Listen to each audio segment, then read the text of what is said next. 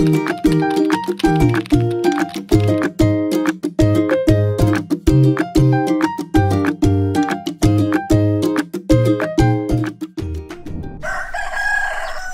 বিকেলে ছোট্ট একটা গ্রামে এসে হাজির হলো এক ম্যাজিক শিক্ষিকা।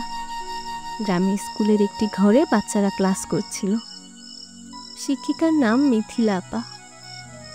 সে বলল, আমি তোমাদের অদৃশ্য জগতে নিয়ে যাব, যেখানে থাকবে স্থান, তল, রেখা আর বিন্দু। চলো শুরু করি। সব বাচ্চারা খুব উত্তেজিত। প্রথমেই তারা গেল এক বিশাল খোলা মাঠে।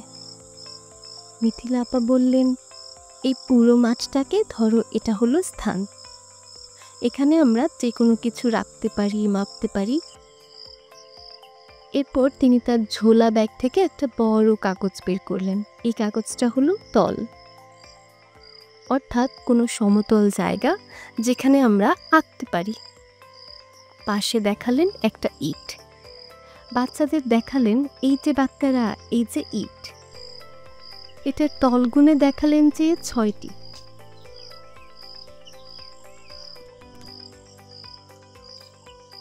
এরপর তিনি একটা পেন দিয়ে একটা ছোট্ট টিপ দিলেন।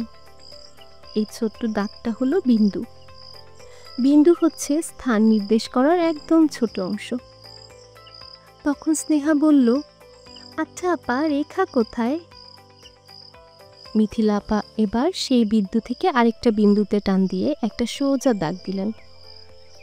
এই হলো রেখা। অনেকগুলো বিন্দু একসাথে মিলে একটা রেখা তৈরি করে।